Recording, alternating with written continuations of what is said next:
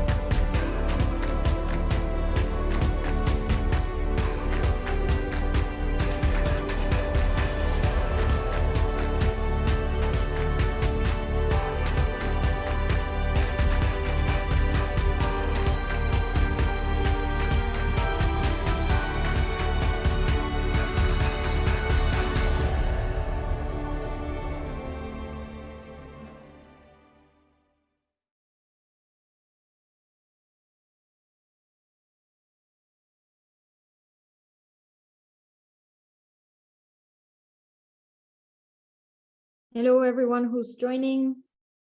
We're still waiting for a few more attendees who are just joining in, so we will begin in a few more minutes.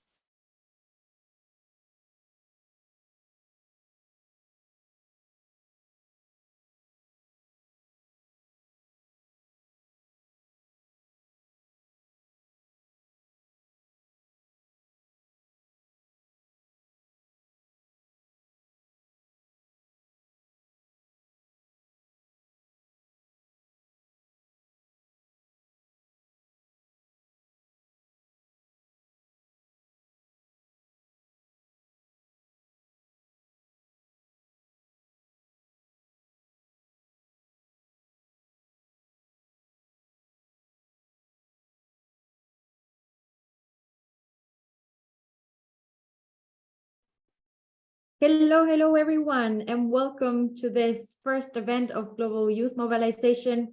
We were waiting for the final people to start joining, and we really want to thank you for taking this time off your Saturday and coming to share this roundtable with all of you. We have a list of panelists, speakers, project awardees that are ready to share all of their experience with you, and we have a really amazing agenda put together to share with you. So officially welcome to the Youth Roundtable, the young decision makers driving youth-led solutions. Welcome to this roundtable of global youth mobilization people involved in this organization, and welcome to celebrating 2 years of youth-led global action together with us.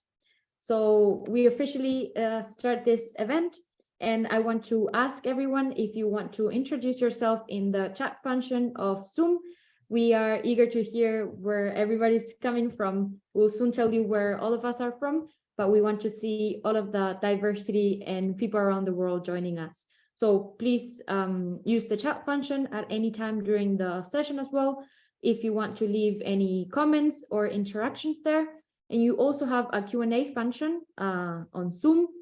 Zoom lets us do a lot of very cool things, so you can put any of your questions there and throughout all of their session, and then you'll see that at the end we will have a Q&A section where we will raise your questions to any of the panelists that are joining with us today.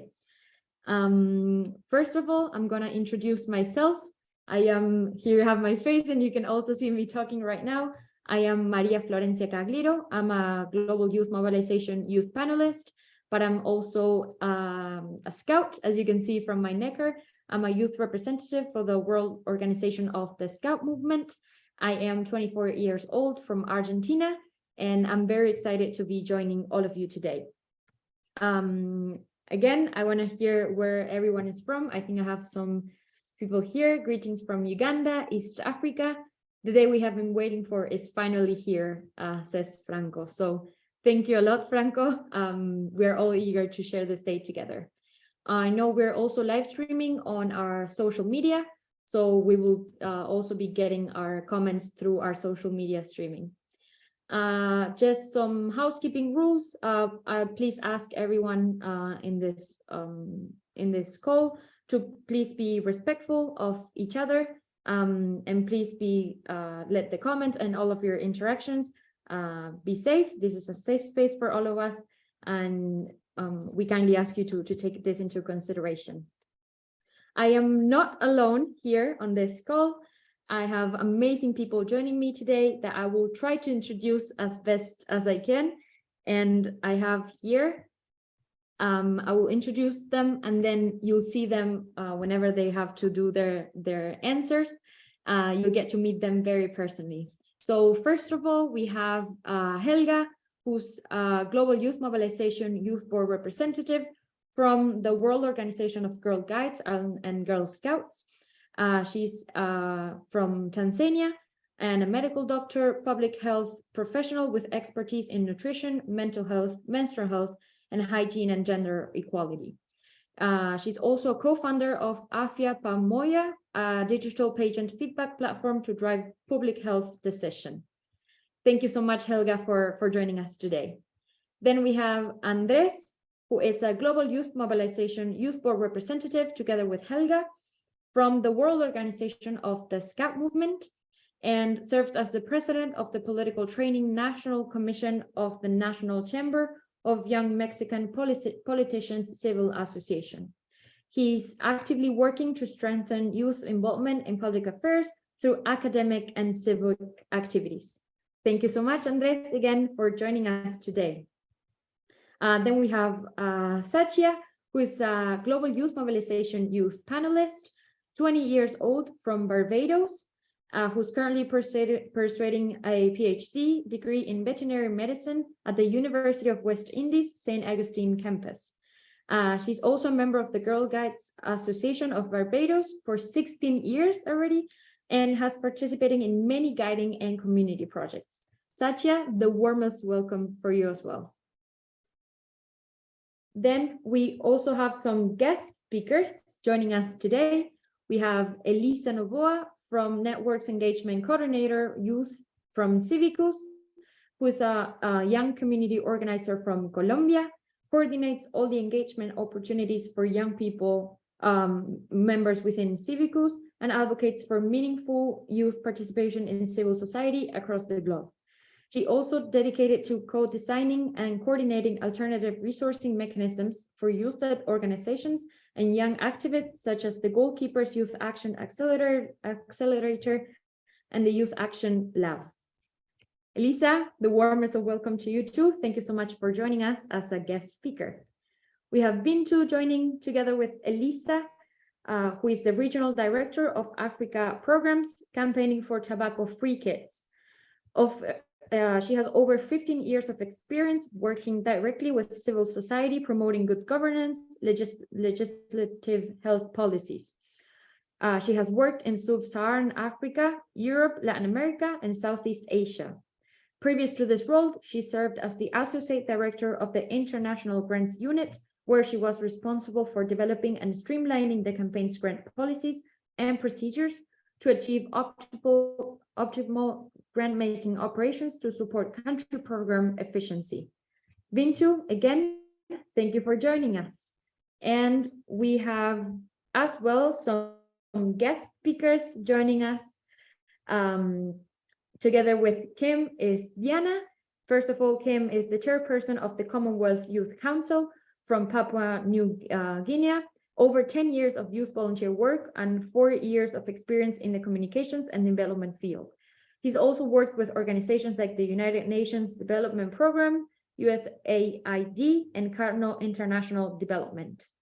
And also Diana joining is member of the board of the Mexican Scout Association, a scout from Mexico, and currently serves as the youngest member of the board of the Mexican Scout Association. And she previously has served as one of the 6 global youth advisors of the board of the World Organization of the Scout Movement. She is passionate about youth engagement, women's empowerment, human rights, and sustainable development. She's also professionally working right now for a UN agency, leading several initiatives to promote youth rights among civil society and governments. As you can see, we have a full list, and I'm still missing 2 people that you will get to know very, very soon. But this is the team that is joining you today, that are taking their time, and we thank them from now on to share some of their ideas, experiences around their work involved in global youth mobilization. So some of you, probably most of you already know what global youth mobilization is, but we wanted to think a little bit behind on how all of this started 2 years ago. And when the pandemic started hitting, the global youth mobilization started as a groundbreaking movement of young people taking action to improve their lives, not only now, thinking during the pandemic, but also in terms of solutions for the future. So if you think in a sense of right now, we're living already in the future of when the pandemic was, but we also have the responsibility as young people to think in more of the future, going 2023 and beyond. We will touch a little bit after reaching to the end of this webinar, but we are responsible for the post-pandemic time that we have to face as young people. As you might know, supported by the Big Six youth organizations, the World Health Organization, and the United Nations Foundation, global youth mobilization aims to address and alleviate the COVID-19 pandemic's negative impact on youth development and reinforce positive contributions of young people in the pandemic response and recovery in communities globally. So today, I know we will speak about how we do it. How do we do it from different perspectives? As I told you in the beginning, we have the perspective of youth panelists, we have the perspective of youth board representatives, we have the experience as well from guest speakers that are coming from outside organizations, but are still in touch with global youth mobilization somehow. We can have to go to the next slide. And these are the 3 main pillars that global youth mobilization works in. And this is how we organize our work from our organization. And we have the activation of grassroots local solutions in the first stage. So this is how our area of focus is supporting youth-led solutions through the local solutions pillar. Then we have driving national change through the Big Six. So this is our support that we give through national projects. And then we have a 3rd pillar where we give support through championing young people. And this is the accelerator program that you might have seen on our social media as well being published. So we have this big main 3 pillars. And today, again, we have representatives from all of these 3 pillars where you can hear their experience. Now, it is time to present to you the last 2 people that I told you were joining us today, and we are entering in the first phase of this call. And we thought, what better to start off this event by listening from the projects itself, and then we can move on from the questions and the ideas. But let's begin with youth-led projects, and for this we have both Dima and Jordan. And I'm first going to start with the introduction of Jordan. He's a 17 years old high schooler student and founder of the Tumpu project, who he comes here to show us. He's an active filmmaker, and he's the Duke of Edinburgh awardee, and enthusiastically involved in Scout and the Red Cross activities. Jordan, I think we are there. Our recording has reassumed. I was telling you about Dima. He's a social enterprise using plant-based substances and textile waste to create clothing and other products. Through his enterprise, he has managed to train over 180 plus young people on how to turn banana fiber waste into products of value, and he has delivered more than 1,000 products and given employment to several youth. So I think we are going to start first off with Jordan. I'm going to give him the floor right now. I'll keep sharing the screen. But Jordan, the floor is all yours. Okay, hi everyone. I'm Jordan. I'm from Indonesia, and I'm lucky enough to be one of the awardees from the Local Solutions Project. Okay. Maria, can you show my presentation, please? Okay, thank you.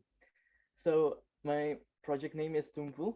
Tumpu is an Indonesian-based local solutions project for education empowerment.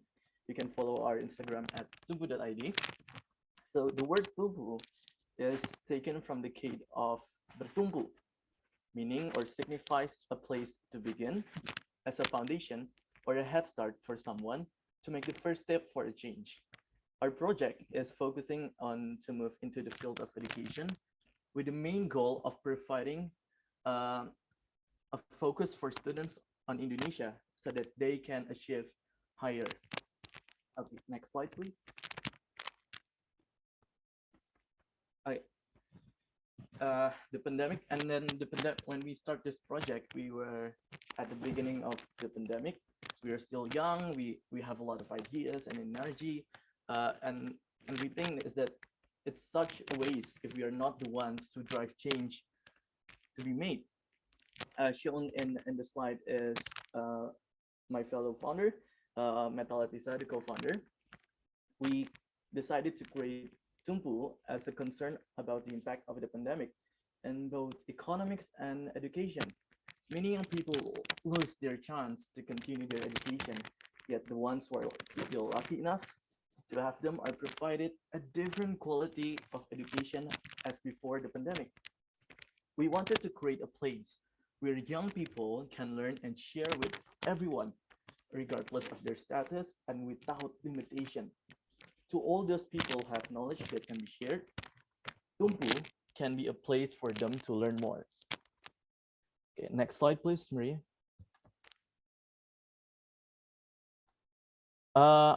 So when we first created Tumpu, we decided to create two projects called Karsa and Tumpu. Karsa is focusing on healthcare and Tumpu on education. We have the same team. We have a similar goal, is to empower young people, and we have two projects. We have the same goal of empowering young people so that they can have a change, can have a chance at making a change. And thank God, both of them is one of the local solutions project here in Indonesia. Next slide, please. And when we create Tumpu, we saw how amazing young people can make great change for others. When the pandemic happened, many young people lost their chance to continue their education. And when we try to make the solutions, what Tumpu is doing is we are empowering young people to be ready for the world through education. Next, please.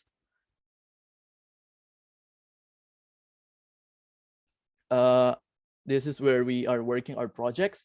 Tumpu is working on more than 10 locations across the island of Java in Indonesia, from the capital of Jakarta to the villages in the spatial region of Yogyakarta. We have done our projects in underprivileged communities, street children, and urban and rural areas. Next slide, please. Okay, this is one of our projects, Education Empowerment. Where we are working on creative courses, we are working on workshops so that the people that on the courses and the workshop can have a better future. They can have the education. Next slide, please. And this is also one of our projects, is the Education Aid, where we supplies educational supplies such as books or anything they need for school. The picture shown in the slide is one of our projects. It's actually located under a highway bridge, and there they have a whole community there. And it's very important for them to have the same quality of education as everyone out there. Next slide, please. And this is one of our projects also, is sign language workshop, where we are empowering young people with hearing disabilities. And We also empower people that can hear so that they can understand and they can learn sign language so that the non-hearing disabilities people can have the same amount of interaction as we are that can hear right now. Next slide, please. Okay. The fact is that some poor families in Indonesia is forcing their children to work on the streets to make money instead of their children going to school. The family should be the main stronghold to protect their children, but the facts are different. Children are actually used to help earn a living. Because of that mindset, it's not that education is not important, makes in Indonesia illiteracy increase, unemployment increases, and therefore changing the mindset is very important. We are here to empower young people so that they can become world ready as they are creating a better world. That is all from me. Thank you. Thank you so much, Jordan, for that even amazing and impactful end. Thank you so much for sharing your project, but thank you so much for all of the work that you've done. And not only you, but I know it's an entire team. We can see even from the pictures. And it's crazy how to think of like how far my country is or my realities from you. I still feel inspired by your work. So thank you so much even for coming here and giving us the time to share a little bit about your experience. Thank you, Jordan.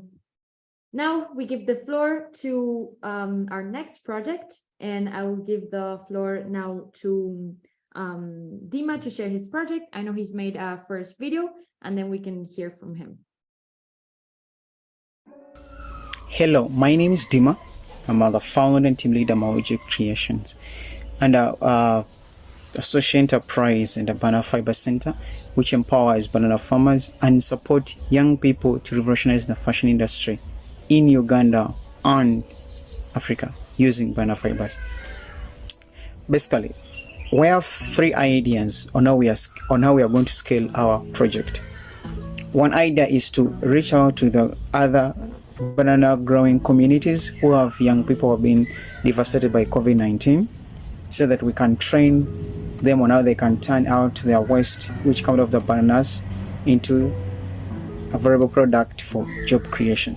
Secondly is to work with existing organizations who have beneficiaries, especially teen mothers or young mothers who got pregnant during the COVID-19 pandemic. And these mothers, they have gone through gender-based violence. They have been forced out of their marriages, and basically they are looking for something. They're looking for skills on how they can survive in the very hard situation of the post-COVID-19. Another idea now on how we are planning to scale our idea is to give out micro grants. And these grants were targeted to give out $200 to 500 US dollars to the beneficiaries of the hands-on skills training creation. Basically, we are looking to give to 30 young people whom will be able to create or to birth 30 businesses. And these businesses, we're looking them to create more than 1,000 jobs. So being part of the Accelerator program will ensure us or will give us an opportunity, one, for access to knowledge, secondly, access to funds, and the third thing is access to the network of other well-wishers who are knowledgeable more about what we are tackling in the community. Thank you very much. Thank you so much, Dima, for that amazing video. And I know we have you here, so if you want to introduce yourself again and give any final comments on your project, any good remarks, this is your time. Oh, thank you so much, Frola, for everything, and I'm so humbled and grateful to be here as a Guillaume awardee and Accelerator beneficiary. Well done, Jordan, for previous work you're doing in Indonesia. Kudos. They're being inspired by you. So basically, I'm Dima from OJ Creations. Basically, we're revolutionizing the fashion industry using plant-based substances and textile waste. In there, we're able to actually work with young people through our hands-on skills training for job creation program. We also work with banana farmers through the banana fiber extraction and production. We're basically also looking forward this year or next year to launch our program called the Business Incubation, whereby we're really looking to young people who are passionate about our model to take it on into their communities, into their countries. In there also, we've been able to actually scale up. We worked with a certain group of young people from USA, that is a Hawaii Island, whereby we trained these young people to turn banana fiber waste into jewelry.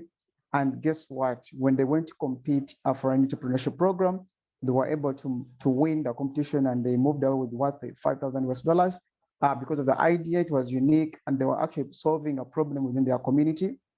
So being part of the GYM and then also the Accelerator program, I've seen it has impacted me as an individual, also with young people actually who have gone on along to actually, one, to get jobs on our end as Maoji education, and also they've been able to start their own jobs at their side. So I am very, very proud to be here, and I'm so grateful. I'll keep on sharing more as we continue. Thank you so much, Frola. Back to you. Thank you, Dima, for connecting. I can see even you're in a creative background back there. So I imagine you breathe through creativity because your project is really, really creative. So thank you so much. I will take now a little break to read everyone's comments. As I asked you in the beginning, thank you so much for sharing where you're from. And for all of the rest of the panelists, I've told everyone where you guys are from, but I want to tell now you where our participants are coming from. So we have people joining from Greece, Cameroon, from Zambia, from the UK, some people joining from Nigeria. So more about Zambia. We have someone joining from India. We have someone from Kenya as well. We have, let me scroll down a little bit. We have some people joining and even sharing what they're working on. So sharing, please, all of the panelists will be reading in between, they answer questions and they get to speak. So read, someone is saying hello from Uganda, and someone from Tanzania, Mozambique, Uganda as well, Madagascar, the United States. And I think this can give you a sense of all of the diversity and different points in the world where you're joining from. And I know for some either countries, it's either very early or very late in the night. So thank you for joining as well at that time. And we will move on now to the second part of this, for the agenda that we have planned for today. And we will go back to, now we will start, I've shared my screen here, sorry. Now we will move on to the actual youth roundtable, where I'm gonna give the floor to everybody to speak and start sharing with their ideas. So everyone can turn on then ask your question, you can turn on your mic. But I have thought of some questions specifically for someone. I thought of some generic questions that you can feel free to unmute yourself and answer basically. To all of the participants, we remind you again that you will hear ideas from this panelist, but if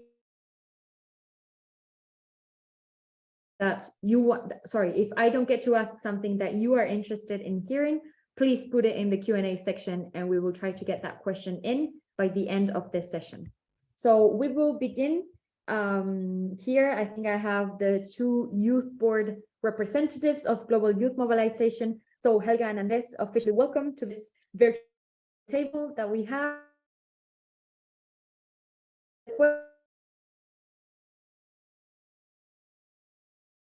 We want to hear from you is a little, we would like to hear the structure and execution in your perspective as your youth board members. The board, not the board, the floor is all yours.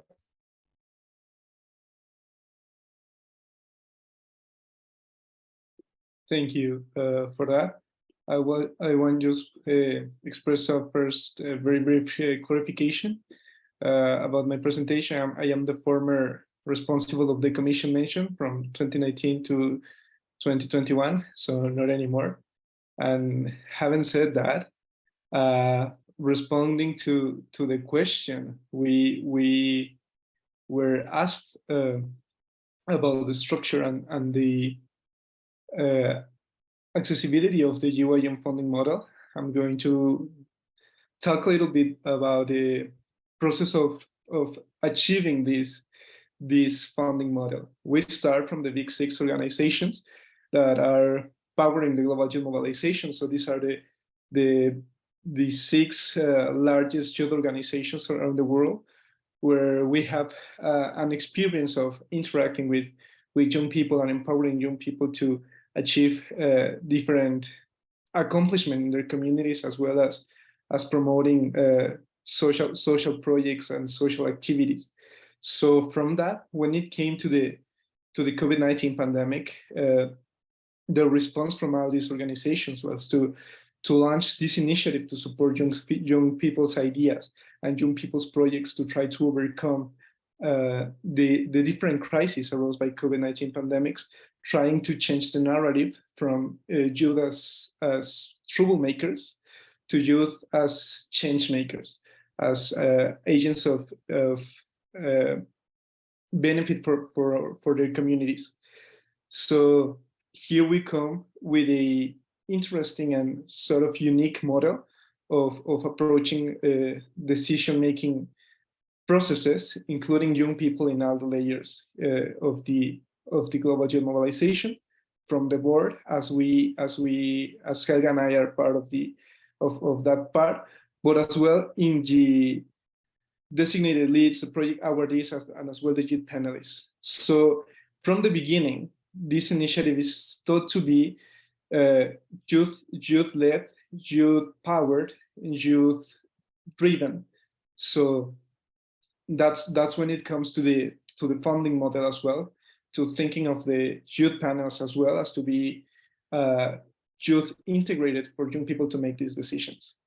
Helga, would you like to add anything? Yes, thank you, Andres, for a great introduction of the global youth mobilization. So following up from the inspiration and who came up together to have the global youth mobilization, apart from just the big 6 youth organizations, we wanted to include other young people who are not part of the big 6 youth organizations. So there were some consultations that were done.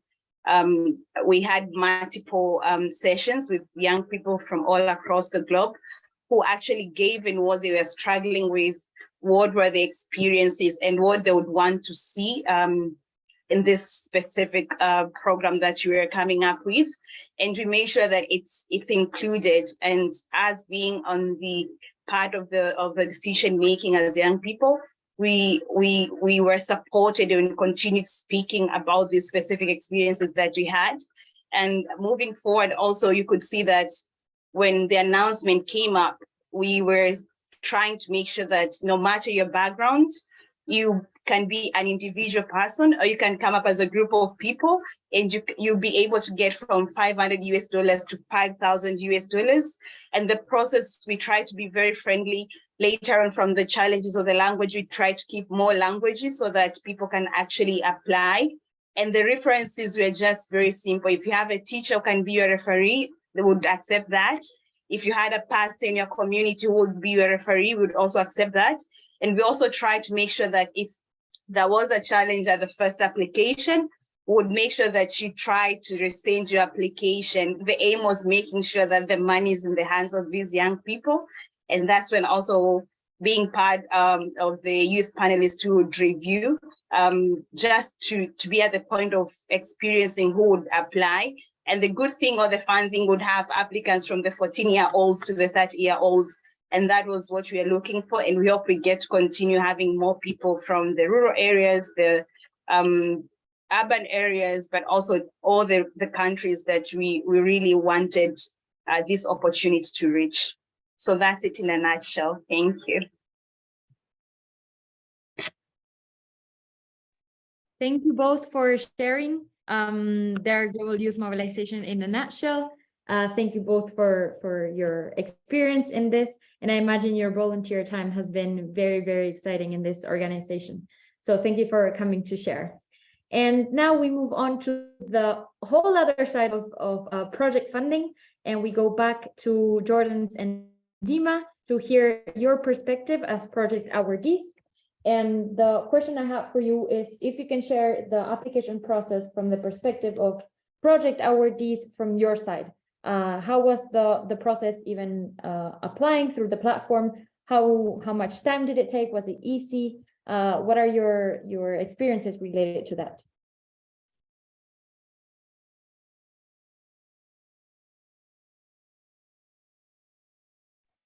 Can I go first? Yes. Basically, from my end is demand the entire team at Maujo Creations. The application process was first of all very simple. The website and then the user interface was really very well and welcoming and appealing. The designing was so simple. All the questions were straight on the point. And then the beauty I really loved about the process was at the end of the application, they were asking for the video. And yet this video was actually optional. But then I noticed that the video in application gives a feeling to a reviewer to connect with an applicant. So I believe from my end, actually, that was a very plus on our side. And then we're able to actually do a video. The questions were very simple. And I think actually it took me, I think around 20 to 30 minutes to finish up the application, and also like 30 minutes to record the video and also to upload it. So close it 1 hour. Otherwise, that's what I can say about the process, and I love everything. Thank you.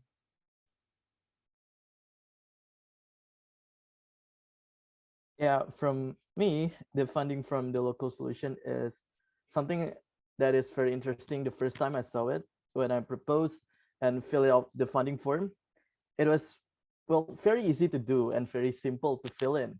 When all of our data and ideas and videos, just like Dima said, have been submitted, and we can wait like approximately in 1 month, and if we get accepted, we get further news for further processing. The overall process is very practical, and the team from the GYM is also very helpful.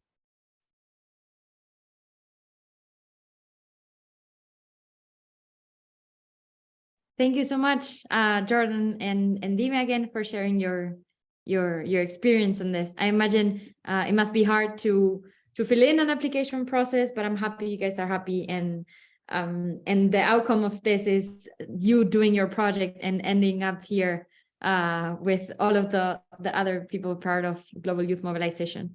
So that's very nice. Thank you for sharing. And now I'm going to invite Satya, where we're moving to the other side again of the table of decision. And Satya, I'm very interested from you. We've been talking about young people being part of decision making, and as young people, we're always trying to be part of the discussions, of the decisions. And I imagine it's very important, and it takes a lot of responsibility for your side as a youth panelist. And I wanted to ask you, how did it work when making decisions for projects to have this diverse lens when making a decision on whether or not to fund a project, and thinking in terms of the background and the experiences in those countries and regions that maybe sometimes you weren't super familiar with because you come from another place? Okay, hi everyone. So when you start off the application process, there are hundreds of applications that come in, and then it is sifted down to different panels, because my panel was one of, I believe, probably 5 or so, and each panel has a particular topic. This ensures that when the applications are being reviewed, that we make the best decision possible for the people who've applied. We each go through the interviews individually, make our comments. There is research that is done like a background to make sure we familiarize ourselves with the location and what their needs are, and if their project is if their project has a good outcome and sustainability, if it's good for that particular time, for that particular location, what is what a good is it sustainable, is it innovative, is it youth-led? That's very important. Is it part of another organization? Has it been done before? All of those things play a part, and then we all come together as panelists, and we go through each project, and we look at what they're asking for, how much they're asking for, and if we will be able to assist them. And it is a very tough decision, especially for the ones who we unfortunately could not accept at the time, but we did invite them to reapply and give them pointers on what they can change or do better or fix up, so that when they applied for the next cycle, when we saw them again, they would say, okay, they've improved. And then we were able to fund majority of the projects that reapplied. So it's a very long process, but we pay very special attention to detail of every part of the application, because as was said before, we are all from different parts of the world, and to ensure that we give everybody an equal opportunity to be funded, a lot of research needs to go in place so we can familiarize ourselves with the persons who applied, and make sure that our decision is best for everyone for an outcome. So, yeah. Thank you. No, thank you for your intervention. I think the way you say it links back to the responsibility. I was talking to you before. I know from my side, I've also shared discussions with you as youth panelist, and it's exactly how you describe it. It's the responsibility of paying attention to details to give equal access to absolutely everyone who's put their effort in applying through the process. So thank you so much for your volunteer time as that. I know reading a lot of projects because I remember from our time as well. So thank you for your time and commitment to doing what you think and the other youth panelists think it's the best decision. So thank you so much. Now we move on to a second part of this roundtable discussions. We move on a little bit from funding to intergenerational dialogue. And I have a little introduction for this. I have my notes here, so I'll be looking down.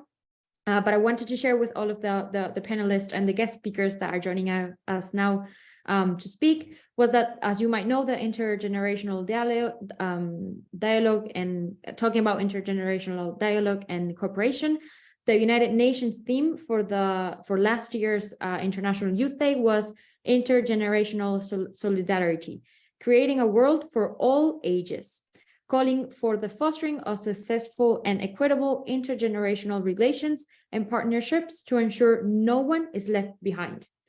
With this introduction done, I wanted first to ask to Kim that often young people feel that they need to speak out or break down barriers to be heard by older generations. What, in your opinion, can global stakeholders and institutions do to create a more enriching environment for intergenerational dialogues and cooperation? Kim, the floor is all yours.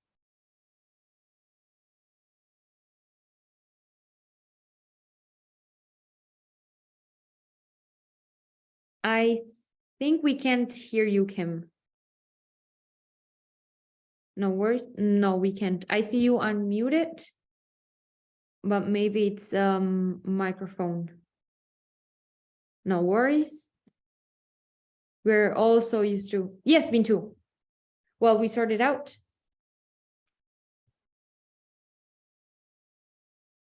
No, Bintu, you're still muted, Bintu. No worries. We all know we've been after 3 years of virtual settings, so absolute no worries. Can you hear me now? Yes, perfect. Okay, great. So while Kim is able to get back, I just I had a thought about this question because you know, I have heard other younger generation activists say exactly that they feel like they have to yell or to scream in order to be noticed, right? And that they have to break down the barriers. I, for one, think that it's actually really good, right, to speak out. It's good to break out barriers. It's actually a must. I think that that's how great solutions come about, and that's how great leaders are born, right? That's how you guys are here. But frankly, I understand the question and I understand what you mean. And the honest truth is that there is not there's no one size fits all solution to the problem. But what I can tell you is that having worked in advocacy, also with youth or other civil society organizations, I've learned that it's not about having a seat at the table, right? It's about creating your own table and inviting others in. When you do create those tables, when you do create those spaces, you have to own those spaces and open the spaces that others never thought about before. And that's when donors and funders and others will notice you. They'll want you to sit at their table suddenly, right? And they'll be the one saying, "Hey, can you join my dialogue? Can you join this initiative? Can I invite you to Thailand or to Kenya or to South Africa to speak at this international conference about how you did it, right? We want to hear from you." So they will seek you when you speak out. They will seek you when you break barriers. It is okay to do it. That's how people notice you. That's how people see that you're serious about it. And you become the one who's sought after. So I think it's really important for you to continue searching and continue networking in your circles and outside of your circles, investigating, keep pushing with your connections, whether it's through social media or, different associations, but also don't limit yourself, right? That's what I've learned. And that by that, I mean that, you need to research organizations or campaigns, other campaigns that advocate for other issues that may relate to yours. In my experience, for instance, what we do is, traditionally, so we are an advocacy organizations that advocate for sound public health policies. My program is for tobacco control. We want sound tobacco control laws to be adopted by governments and implemented. So traditionally, we work with traditional partners in the health or in the policy sphere. But what we found was really effective was to work with non-traditional partners.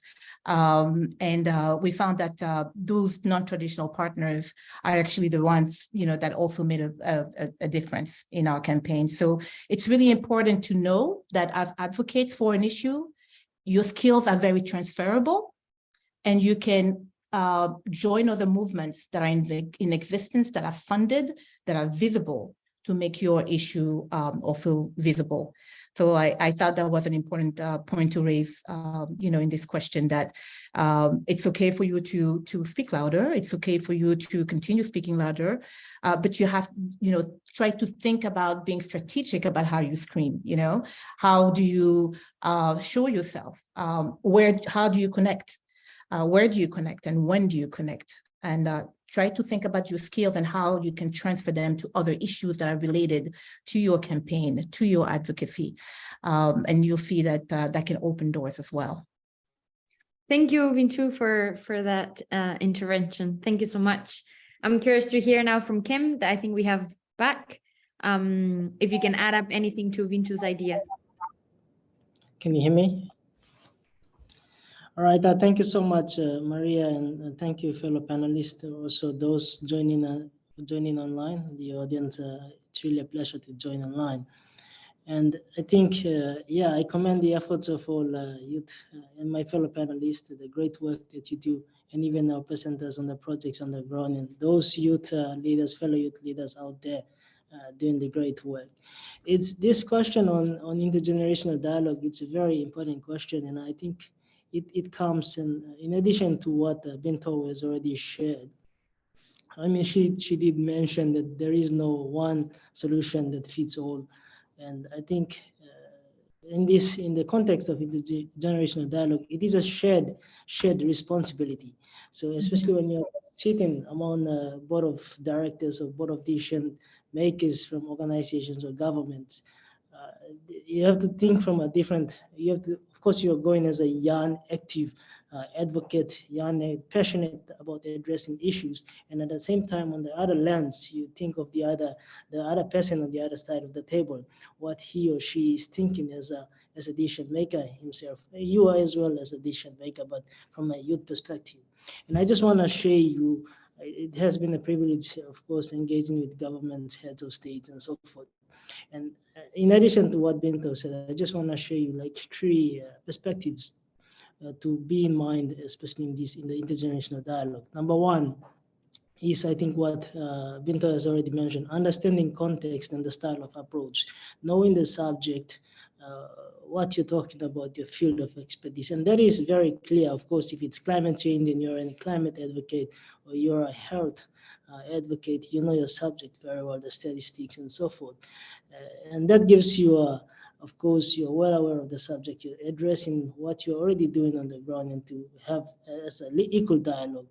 And the issue, I mean, in line with that, the issue is that respecting the mechanisms of organizations and, of course, the youth. So you go in there as a very passionate active. You're speaking, you can be very, and Binta has mentioned the level of approach, you can be very active. But traditionally, as a head of state or whoever the CEO is, they have some, of course, they're open. They have an open mindset. Some have a traditional set of protocols and so forth. So it can be very difficult, especially in an intergenerational dialogue. And therefore, it needs a more open dialogue. If you can get your colleague in the room to have an open dialogue, to understanding, that is very important. And number two is clarity in the discussions. Clarity is very clear. Important. What is your message or the action that you are doing, or the discussion, the theme of the discussion? And it is an encouragement. Is it if you're listening, because intergenerational dialogue, it can be both sides. Either you're conversing or the other person on the other side of the table giving you the having the dialogue to you. Are they giving you an advice? Are they giving you the tools to use, or are they building the capacity or mentorship program and so forth? So you have to understand, it is a very, of course, starting out, it can be challenging, and we are all young people. It is challenging in the beginning, but as we go along, we tend to understand those narratives and so forth. And the third one is, of course, in an intergenerational dialogue, of course, the impact analysis and stages of engagements. Now, there are challenges in that, because frankly, in a conversation, because people are diplomatic and so forth, they can say in a very frank conversation, they can say, we support, but what kind of support do you want? Is it resources? Is it capacity building? And that is very vague, especially if you are a young person, you want action, you go there for an objective, or sometimes you just want a dialogue.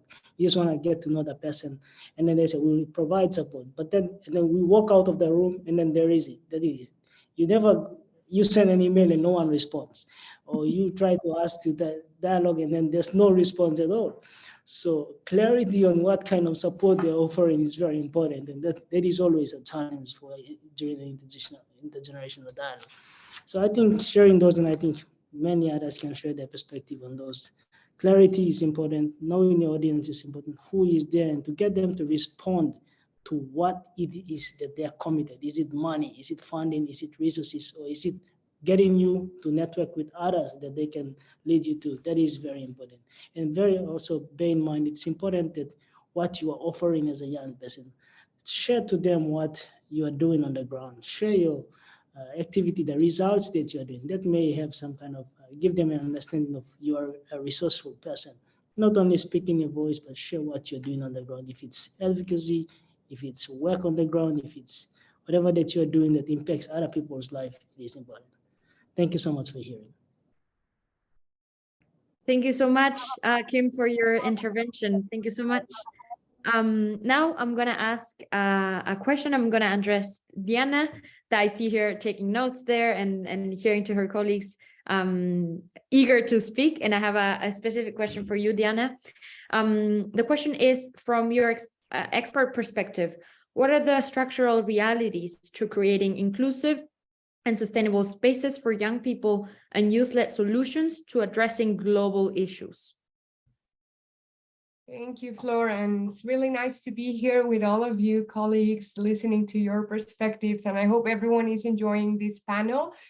Some of the reflections, please do ask your questions. Again, we want to read from you your comments, your reflections. First, when you talk about like structures, I think the first thing that came to my mind is power imbalances. I think that concept is really important, so that it may sound like something really complicated, but it's not. Really what it means is that the culture that we live in basically is favoring adults. So it's always centered from the adult perspective. So if you're a young person, and I'm sure we've all lived this, or most of us, you're almost always treated as a person that doesn't have sufficient experience, that doesn't know about certain topic, that you lack certain skills. So those type of stereotypes and prejudices towards young people keep reiterating this power imbalance in between adults and young people. If I can ask you, how many of you think adults are stable and have, emotional intelligence and, have a perfect life? I'm sure you also know adults that are struggling. So it's not about being young, it's not about being an adult. And that's where it comes also back to your to what you were saying in the beginning of this second section, Flor, about intergenerational solidarity. I think we must recognize that, and also related to what Kim and Bitu were already saying, in order to create a world where young people are seen as the same, as valuable people, just not as people that don't have experience or, are creative, innovative. We also have adults that are innovative and that are creative. We also have young people that are not as creative, are not as innovative as we would like. So the first thing is that we should, in these structural barriers and challenges and realities that we have, the first thing that we need to do is to break down those stereotypes that we have around what it means to be a young person or an adult in our society. And you can define that. It's really an interesting exercise to do. And that whole power imbalance and culture around what we think about young people, it's also guiding us towards, not trusting young people from the institutional side. So it's not only in the culture, but also it is in the institutions. And this is also carried out, for example, when we were talking about resources. I know that globally, resources are not directed towards young people like as individuals. They are mostly focused, for example, towards civil society organizations, like legally formed civil society organizations. And it's not always easy to get that legal constitution in your country, or you don't want to do that. You're just as a youth collective, or you're just a youth activist and you want to do a project, you want to change your community, change something about you deeply care about. So I do celebrate that the Global Youth Mobilization has had this vision about empowering youth-led solutions and giving money to those young people, because in the institutional side, because we don't trust young people and we don't know if they have the skills to manage money, et cetera, et cetera, et cetera, it's not often that we find those little grants for youth-led projects. So I do celebrate that. And also, while a lot of organizations are focused on skills development for young people, they often lack this part of really asking them if those skills are the ones that they need.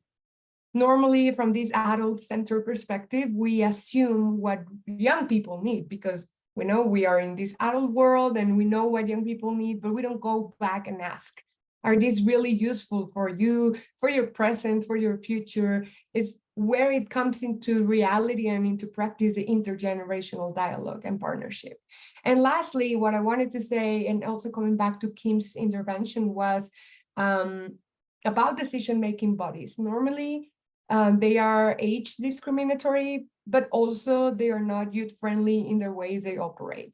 And it's really difficult and it's not appealing for young people to go there and have a voice in the way the institutions are made. Of course, we always want to have our voice heard, but not in the institutional side, because it's not appealing, not in the civil society organizations, boards, not in the government. So we need to start, as Bintu was saying, maybe creating our own spaces and maybe having our own ways to create these spaces for ourselves. So I really want to say intergenerational solidarity is a must. And we don't need to wait for adults to start practicing this. I think we can set the examples ourselves as young leaders that we are, and start practicing empathy, active listening, and breaking down those stereotypes. Thank you, Flor. Thank you, Diana, for that very concise and complete answer. Thank you so much for your intervention. And this is the end for this roundtable, but we still haven't heard from one speaker, and we'll have another section for Q&A. So we will move on now. We've been talking a lot about the present.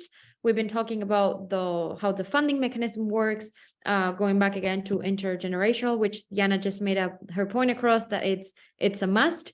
But I do think it's also responsible to start thinking about the future and what goes beyond after this pandemic scenario we have been living for 3 years already, and to start thinking on 2023 and beyond. So here I welcome Elisa from Civicus. I have a specific question for you, and then I have one open for all the panelists and speakers. So Elisa, welcome to the table. I wanted you as an external speaker to give us your inputs on the realities of the current market that you see, the deficit to be compensated by youth, the current challenges that we're facing, and real life opportunities for youth. Can you please share your ideas on this? Perfect. Thank you so much, Flora, and thank you everyone for this amazing conversation and everyone for joining Dolby to Connect. So I'm going to answer this question based on my experience in Civicus and partners' experiences also around the world. Just to give you a quick background, Civicus is a global alliance of civil society organizations with over 15,000 members in 185 countries, of which this 50,000, 40% are youth organizations, whether it's young individuals under 30 or youth-focused organizations. And I have the privilege to be working with all of them, finding out solutions on how we can strengthen this youth power, making civil society accessible and enabling the power, initiative, energy, while also frustrations that we all carry towards making positive change. And unfortunately, the state right now, it's quite chaotic. No, we live in very uncertain times. We are seeing the rise of authoritarian regimes. We're seeing the decrease of democratic values all over the world. We are seeing competing crises, more crises, bigger ones.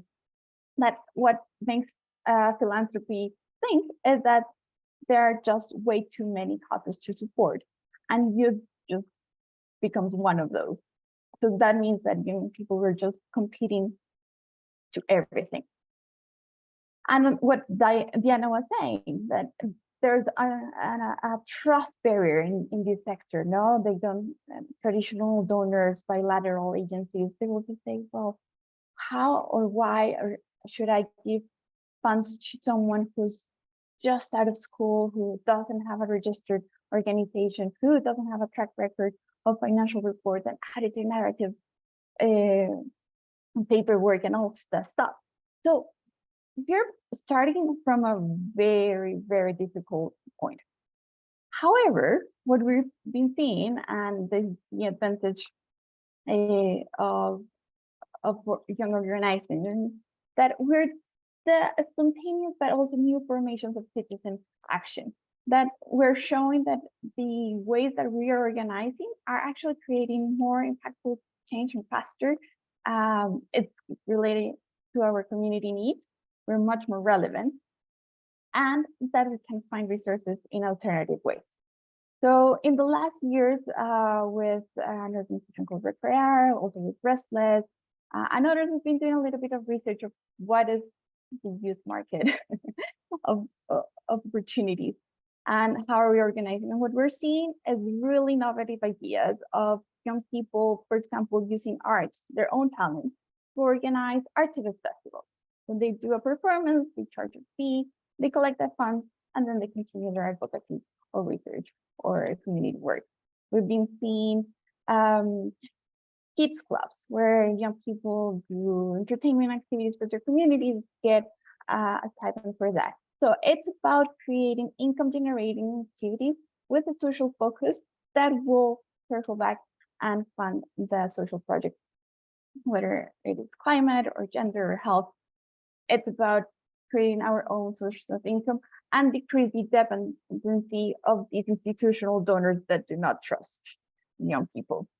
On the other side, we're also seeing a really nice and positive landscape of progressive foundations. I don't know if some of you have heard the CRIF or Purposeful or Frida that are supporting young people and children, not only English speakers. So that's also another point to raise, that we need to bust that bubble of only English speakers and enable others to join these conversations with funding, to access these opportunities where organizations like these ones or foundations are indeed, what Sashi was saying, or sharing the participating youth-led panels, flexible funding, multi-year funding, holistic funding as well. So it's about going beyond just financial support, etc. So I'm just gonna stop here because I know we don't have a lot of time, but I'm gonna drop a bunch of links in the chat box. Don't feel obliged to read them and open them now, just bookmark them and read them later. But yeah, also happy to answer any questions or stay connected. Thank you very much. Thank you so much, Elisa, for your inputs. Thank you so much. As we always say that as an external speaker, someone who's not part of the global youth mobilization ecosystem, it is always nice to have your ideas and inputs coming from the outside. So thank you so much again for trusting in global youth mobilization to share your experience on this. So coming to the last question of this 2023 and beyond, I have a question that all of us ask, but sometimes we lack of either the proper answer or an answer that resonates with us the most. And it's open for all panelists. I'm going to take two that would like to answer. You can just raise your hand and I'll give you the space. And the question is the following: what is the future of youth-led advocacy in 2023 and beyond? And what areas of focus do you think young people what areas of focus do young people think that global leaders should engage and support? There are combined two questions in one, so if anyone would like to address it, you can raise your hand. Yes, Bintu. So I'm raising my hand the old way, right? I just want to say I am just so amazed by everything I hear today. I am so humbled to be sitting at this table amongst, brilliant minds like yours. I love everything that I've heard. And I just commend you on everything that you're doing together. And I, just hearing the power of your words, I just feel like this compared to you, right? I think you guys are just brilliant. And I want to talk to every single one of you. I won't be too long because I know there's not much time, but I want to join the thoughts made by Diana and Elisa, because I think they're extremely important. They've said, they've talked about the barriers. They've talked about the roles and responsibilities, and they've talked about the attitudes that youth should be taking. And they've also talked about, Elisa talked about the field, the donors pool and of interest in youth activism. And I think it's true. I think it's definitely opening up, just not rapidly enough for us, right?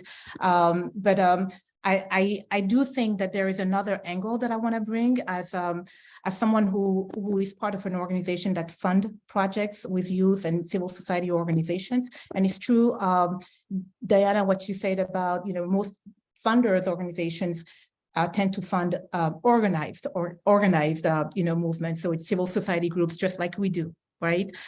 We can't fund an individual, unfortunately. But what we do is we identify youth through organized movements, and that's a way, and that's a way for youth to be able to be noticed and visible. So what I want to say on my side, though, the other side of it is that, I think that as young and older as whether we're young or older advocates, when we are in need of attention and funding, we tend to think first and foremost about how good and capable we are, but we tend to forget about the structure behind the funding, because it's also about sustainability on the other hand. Somebody brought the sustainability element. And what most people don't prioritize is that building a successful funded program takes time. It takes resources and it takes sound thinking for it to start on good footing and to be sustainable as well. So, and when you work with youth, the intent is to create the right environment for them to thrive, to set them up for success. So there's the other end. It's not just the financial resources to be giving out to youth initiatives, but it's also about building an environment where they thrive. So there's a whole framework behind it, and there's a whole approach. How do we do it? How do we approach, how do we partner with them and make sure that they have the capacity to do it successfully for a long term? But at the same time, I'm saying that I think there's also something to be said about the way funders fund youth initiatives. I think there's something to be said. I would admit that maybe donors should think about reviewing maybe their funding mechanisms to adapt to the realities of youth-led initiatives, to be less demanding and less bureaucratic, because I think young people are fast, right? They don't have time to, to spend their time in reporting and making a budget and all that. But those are capacities, those are skills that are required for a funder, because they are accountable for their spending. Then, they have to be working and partnering with young people who have those capacities as well. So please understand that side as well. And to answer your question very quickly about the future of youth-led advocacy, I think I would say that we're super fortunate to have change agents and leaders like you to help us build a better tomorrow. So please don't stop doing that. You may get frustrated and satisfied because you may not see the results of your hard work immediately, but just know that somebody is noticing, and that's what matters. If you believe in your fight and your mission, more somebodies will notice. And in this world of rapid communication and easy exposure, right? In this world of, in this digital world, the word will get out and you will make a change somehow and get others to join you. Yesterday, I just heard a news saying that when businesses have KPIs as metrics, key performance indicators, but advocates and change makers have their own KPIs as metrics. It's keep people informed, keep people interested, and keep people inspired. So whatever your mission is in your activism, those are the three things that you really should focus on.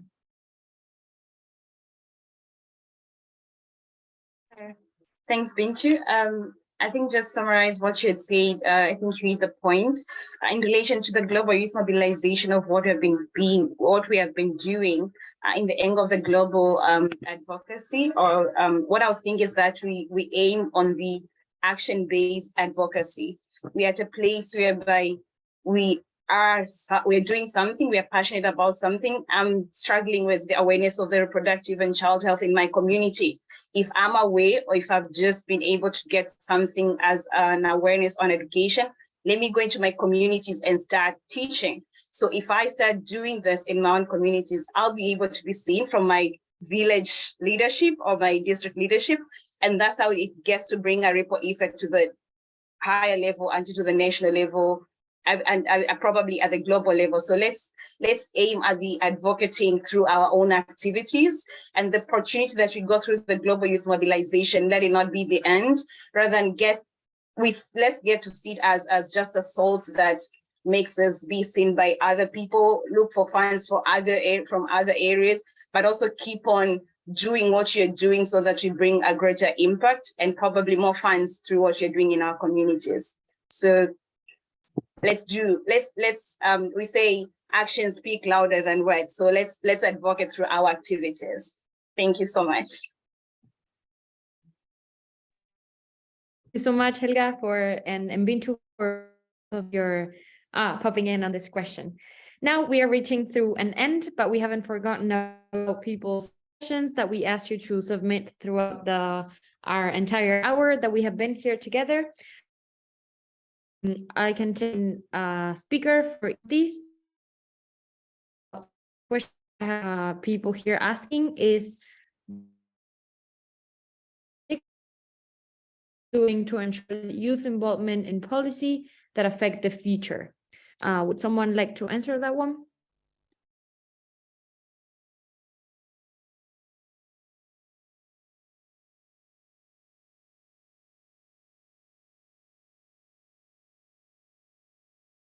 Can you repeat the question, please? So the question is, what are the Big Six doing to ensure youth involvement in policy that affect the future? Okay, in terms of the action the Big Six are doing from a GYM perspective, because that's also important to mention, that even though the GYM is powered by the Big Six, this is an experience and an area of this collaboration that is an area of the whole Big Six extension. So from this part of the global youth mobilization, I can say that we've been working together with international agencies and international partners to try to promote the youth-led advocacy and youth participation in decision-making processes as part of the GYM agenda. One of the examples that comes to my mind is the participation of GYM and the Big Six through the Unlock the Future coalition that is launched by the United Nations Foundation in order to bring together young people's ideas and youth organizations' perspective on what the topics of collaboration should be for the future and for youth action. So in a sense, we are sharing that information and we are sharing the communications and the forums we are developing in GYM through that coalition to try to push for the initiatives, to try to push for the topics and the thematics of young people have expressed through GYM to be interested in, as well as creating these spaces and opportunities to bring together young people and leaders from several spaces. If you will remember the Global Youth Summit, and we'll see that in the next in the few days for the closing event. We're inviting leaders from everywhere in the world to listen to what young people has to say, so as to create this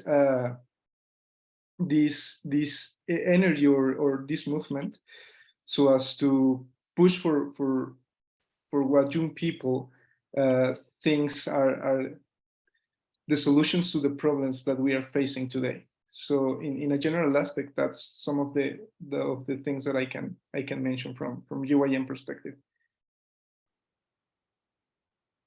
Thank you, Andres. I know here Elisa is also sharing about the brainstorm that's coming soon. So that's happening starting the 16th. So after the last event of Global Youth Mobilization, you pop in directly to our future agenda big brainstorm that you can check Lisa's link. Thank you so much and inputs. For the second question I have is, I think that I will answer it, and it's some of our local solutions projects have success quadrupled the targets. What can we do to get more awards and to participate in national?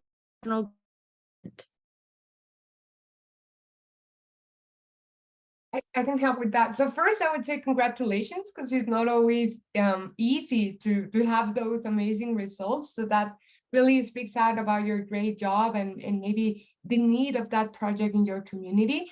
I would say, like, if this was funded from the Global Youth Mobilization awardee projects, then the way I see it, and I'm not involved directly in that, but the way I see it is it's like a seed funding project. And then from that, you have tested your results. You have tested that that is a good project and that I can actually, with your team, you can achieve great results. My recommendation is that you can move a little bit in your own national context and your own regional and maybe international again, but that you can map out like the local partners that you can engage, not only for funding, but for other activities. It's really important to do like that a stakeholder analysis. That's how they call it sometimes. You just map out like, you know, there is a private sector and enterprise that can help me with, you know, some elements that I need for my project. And then if I want to make some advocacy for policy development, as I understand, then you should map out who's making decisions around that issue that you're trying to solve. Is that a health related project? Then you go to the Ministry of Health. Is that at the very local level in your country, or is it at the national level? So if you start identifying those elements, I think you can, after putting, and I'm sure you have your report, some good images, or, you know, even a TikTok video, something creative that you can put around your project.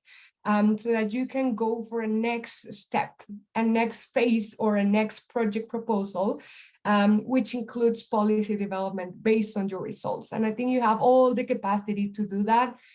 You know, you can Google some tips about putting a proposal together, and I'm sure with your experience, you can not only achieve those results, but even, you know, transpose that to the national level. So first, congratulations, and second, maybe mapping out those national and regional stakeholders can be very helpful. Hope this helps. Thank you, Diana. I know participants are getting answers from the very, very experts. So if I were you, I would take notes on the answers you're specifically getting. And that's amazing. Thank you. Moving on to Jordan, someone has made a question directly for you. And I find it very interesting. It says, how can you manage two projects, so Carsa and Tumpu, effectively? And is there any obstacle when you're doing the project? Okay, thank you for the questions. Well, first of all, in working on this project, building a super team is very important so that every detail on the project can be done optimally. The obstacle is very much the same for the two projects, is that we are often underestimated by the local people for our projects. And from there, we also finally understand on how important is it to fight the negative stigma of young people. The reality is young people can do more than they think.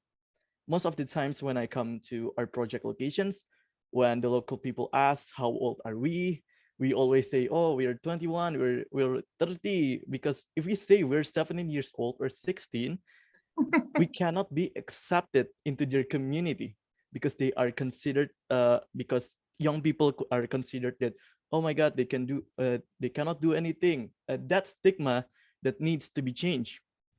And when the project was finished, they were very surprised to hear that we were actually 16 and 17 years old, and they were finally amazed and admitted that young people can do great things. That is all.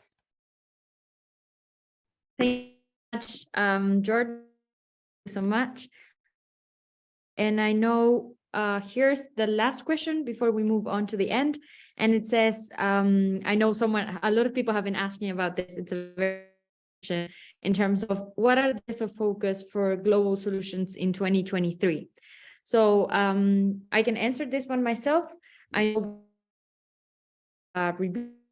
any other organization when they start developing and growing. And also the reality has changed. We also have moved from very hard pandemic times to a post-pandemic times.